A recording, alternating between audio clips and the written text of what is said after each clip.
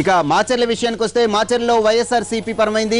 ఆ పార్టీ అభ్యర్థి పిన్నెల్లి రామకృష్ణారెడ్డి విజయం సాధించారు. సమీప టీడీపీ అభ్యర్థి లక్ష్మారెడ్డి రెండో స్థానంలో నిలిచారు.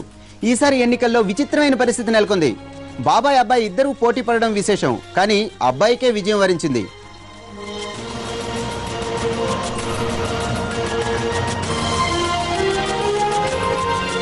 పోలవరం విషయానికి వస్తే పోలవరం వైఎస్ఆర్సీపీ విజయం ఖాయమైపోయింది.